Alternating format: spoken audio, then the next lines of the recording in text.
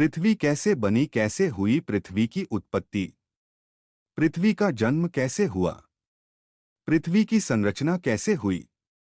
इन सवालों का जवाब जानने के बारे में सबके मन में एक उत्सुकता सी रहती है। आखिर क्या है पृथ्वी का इतिहास? धार्मिक तौर पर देखा जाए तो कहा जाता है, धरती भगवान ने बनाया और फिर उस पर पेड़ पौधों, जीव जंतुओं और मनुष्यों को बनाया। परंतु विज्ञान इस बात को नहीं मानता। और हम स्कूल में किताबों में भी यही पढ़ते हैं कि धरती सूरज से निकला हुआ एक आग का गोला था, फिर ठंडी हो गई और फिर जीवन की उत्पत्ति हुई। क्या कभी सोचा है कि वो आग का गोला ठंडा क्यों हुआ होगा? कभी सोचा है कि आग में पानी कहाँ से आ गया? कभी सोचा है चांद कैसे बना? ऐसे ही सवालों का जवाब आज हम आपको देने वाले हैं। आइए जानते हैं पृथ्वी का इतिहास या धरती की उत्पत्ति के बारे में। पृथ्वी की रोचक तथ्य यहाँ जाने टू बेन रहे हमारे इस वीडियो पर आखिरी तक वीडियो देखे। हमारे चैनल पे नए हैं तो सब्सक्राइब, लाइक, शेयर, कमेंट करे दे। पृथ्वी की उत्पत्ति कैसे हुई? पृथ्वी कैसे बनी? आग का गोला। आज से लगभग 5 बिलियन साल पहले अंतरिक्ष में कई गैसों के मिश्रण से एक बहुत ही जोरदार धमाका हुआ। इस धमाके से एक बहुत ही बड़ा आग का गोला बना जिसे हम सूर्य के नाम से जानते हैं। इस धमाके के कारण इसके चारों ओर धूल के कण फैल गए।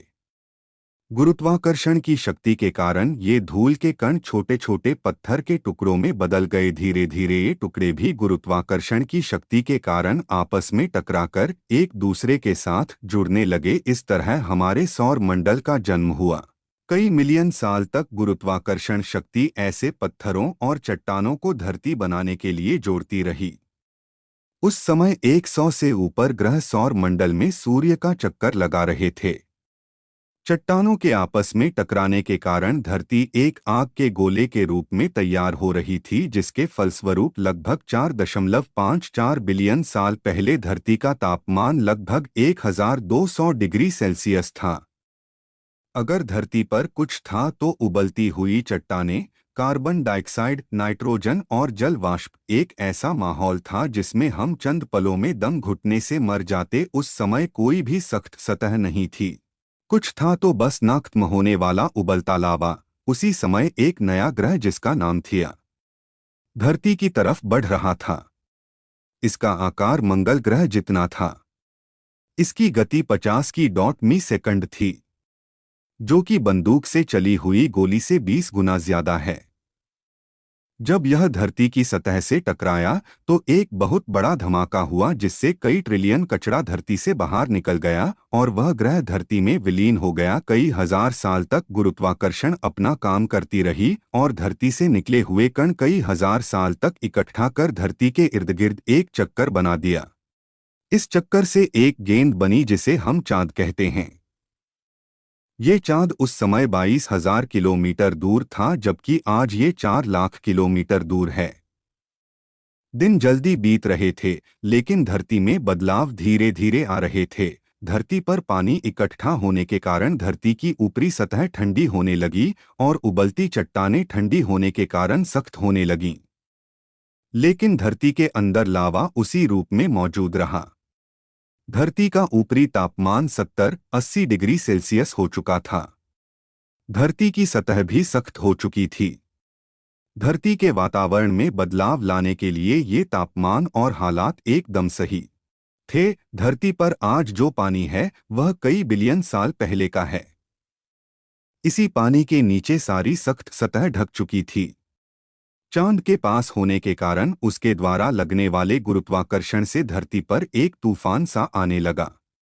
उस तूफान ने धरती पर उथल पुथल मचा दी थी। समय के साथ चांद धरती से दूर होता गया और तूफान शांत हो गया। पानी की लहरें भी शांत हो गईं। अब धरती की छाती से लावा फिर निकलने लगे और छोटे छोटे द्वीप बनने लगे। कैसे शुरू हुआ जीवन? 3.8 बिलियन साल पहले धरती पर पानी भी पहुंच चुका था और ज्वालामुखी फूट फूट कर छोटे छोटे द्वीप बना रहे थे। उल्काओं की बारिश अभी भी रुकी नहीं थी। पानी और नमक के अलावा ये उल्का और भी कुछ ला रहे थे। कुछ ऐसे खनिज पदार्थ जो जीवन की उत्पत्ति करने वाले थे। ये खनिज पदार्थ थे कार्बन और एमिनो एसिड। ये दोनों तत्व पृथ्वी पर पाए जाने वाले हर जीव जंतु और पौधों में पाए जाते हैं। ये उल्का पानी में 3000 मीटर नीचे चले जाते थे, जहां सूर्य की किरणें पहुंच नहीं पाती थीं। धीरे धीरे ये उल्कापिंड ठंडे होकर जमने लगे। इन्होंने एक चिमनी का आकार लेना शुरू कर दिया और ज्वालामुखी में पड़ी दरारों में पानी जाने से धुआं इन चिमनियों से निकलने लगा और पानी एक केमिकल सूप बन गया। इसी बीच पानी में समाहित केमिकलों के बीच ऐसा रिएक्शन हुआ जिससे माइक्रोस्कोपिक जीवन का प्रारंभ हुआ। पानी में सिंगल सेल बैक्टीरिया उत्पन्न हो चुके थे। बिना पौधों के कहां से आई ऑक्सीजन? इस सवाल का जवाब जानने के लिए हमें 3-5 बिलियन साल पहले जाना पड़ेगा। ये वो समय था जब समुद्र की निचली सतह पर चट्टानों जैसे बड़े पत्ते उग रहे थे। इन्होंने एक कॉलोनी बना ली थी और इन पर जीवित बैक्टीरिया थे। इन पत्तों को स्ट्रोमेटोलाइट कहा जाता है। ये बैक्टीरिया सूर्य की रोशनी से अपना भोजन बनाते हैं। इस प्रक्रिया को प्रकाश संश्लेषण फोटोसिंथेसिस कहते हैं। जिसमें यह सूर्य की किरणों की ताकत से कार्बन डाइऑक्साइड और पानी को ग्लूकोज में बदल देता है, जिसे शुगर भी कहा जाता है।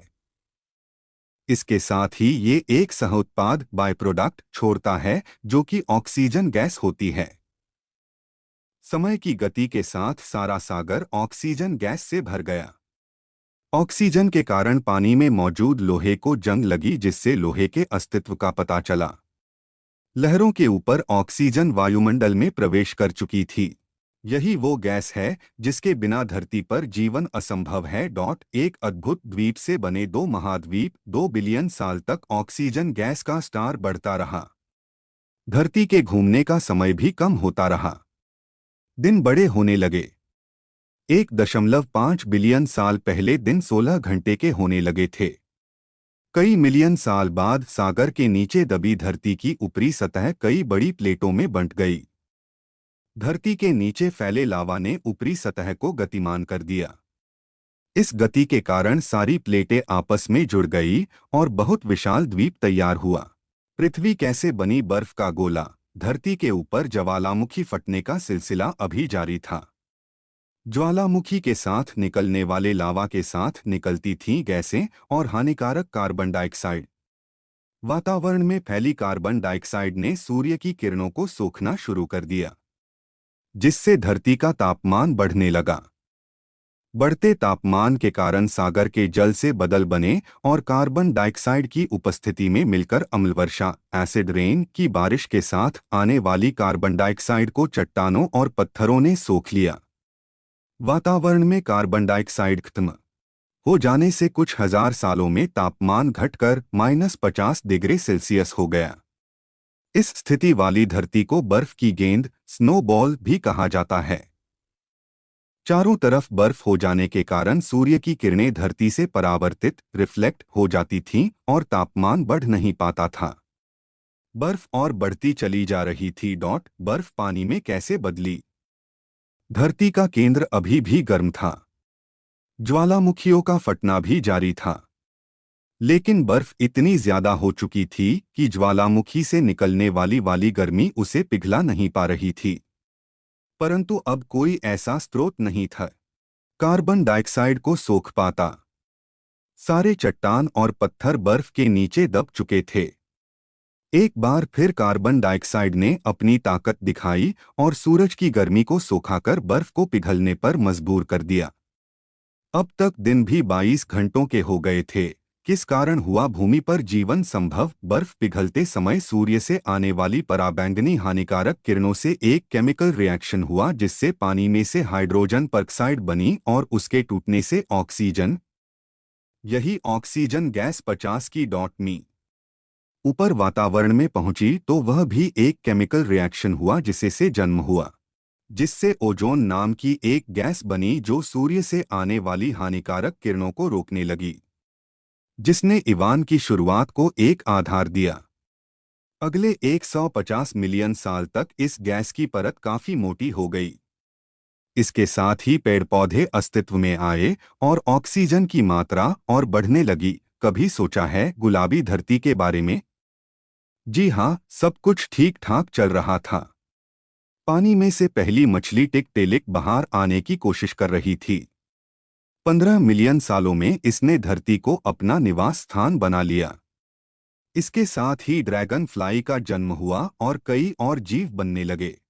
ऑक्सीजन की मात्रा ज्यादा होने के कारण इनकी हड्डियां और मांसपेशियां बड़ी तेजी के साथ बढ़ रही थीं।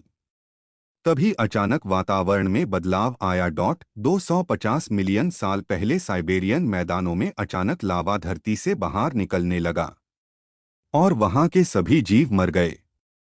गोंडवाना महाद्वीप में ऐसा लग रहा था जैसे कुछ हुआ ही ना हो।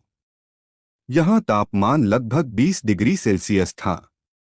अचानक वहां राख गिरनी शुरू हो गई, जो कि 16,000 किमी दूर फटे ज्वालामुखी की थी। उस ज्वालामुखी से सल्फर डाइऑक्साइड निकली और बारिश में वो गैस मिलकर सल्फ्यूरिक एसिड बन गई, जिसने सब कुछ जला दिया, जिसके कारण यहाँ भी सभी जीव जंतु मारे गए। इससे कार्बन डाइऑक्साइड की मात्रा बढ़ गई, तापमान बढ़ गया और पानी सूख गया। भूमि पर जीवन खत्म था। सागर गुलाबी होने लगा था। सब कुछ गायब हो चुका था। न पेड़ पौधे थे, न जीव जंतु। सागर में कुछ था तो बाद गुलाबी सैलाब, गर्म वातावरण और गर्म सागर में बिना ऑक्सीजन अगर कोई चीज बाँख सकती थी वो था सैलाब। सागर के पानी में मीथेन गैस के बुलबुले निकलने लगे। अभी तक यह गैस जमी हुई थी, पर सागर के तापमान के बढ़ने से यह पिघल कर बाहर आने लगी। यह गैस कार्बन डाइऑक्साइड से 20 गुना जहरीली है। सब कुछ खत्म हो गया था और धरती फिर उसी स्थिति में थी जिसमें उस समय से 250 मिलियन साल पहले थी। फिर से बना एक सुपर कॉन्टिनेंट। ज्वालामुखी के फटने और लावा के बिखरने से दोनों महाद्वीप फिर से जुड़ गए और 250 मिलियन साल पहले दोबारा एक सुपर कॉन्टिनेंट बना पेंजिया, जो कि एक ध्रुव दूसरे ध्रुव तक फैला हुआ था। फिर से पृथ्वी कैसे बनी रहने लायक। एसिड रेन का असर खत्म हो रहा था। सागर का पानी भी नीला हो चला था और धरती नीला ग्रह, ब्लू प्लैनेट बन गई थी। पेड़ पौधे फिर वापस उगने लगे थे। अब वक्त था डायनासोर का। इनके बढ़ने के साथ ही ज्वालामुखी फटने के कारण नए नए द्वीपों का निर्माण हो रहा था और प्लेटों की गतिविधि से सुपर कॉन्टिनेंट टूटकर कई महाद्वीपों में बंट रहा था। 65 मिलियन साल पहले एक बड़े पहाड़ माउंट एवरेस्ट से बड़ा क्षुद्रग्रह 70,000 किलोमीटर की गति से धरती की तरफ आ रहा था। उसका केंद्र मेक्सिको था। इसके गिरने से कई मिलियन न्यूक्लियर बम जितनी ताकत पैदा होती है। इसके गिरने के बाद धरती पर सब कुछ तबाह हो गया और वायुमंडल में धूल का घना कोहरा छा गया। भूमि का तापमान 275 डिग्री सेल्सियस हो गया। सारे पेड़ पौधे और जीव जंतुओं का अंत हो गया। एक बार फिर से धरती के वातावरण में बदलाव आया और सब कुछ सामान्य होने पर शुरुआत हुई स्तनधारी जीवों की, जो आज तक चल रही है। होमोसेपियंस, इंसान की वो जाति जिसमें हम सब आते हैं। इनका विकास 40,000 साल पहले हुआ था। इसके बाद वो दुनिया बनी जो आप आज देखते हैं। पृथ्वी का इतिहास, पृथ्वी कैसे बनी, आपको कैसा लगा? कमेंट बॉक्स में हमें ज़रूर बताएं।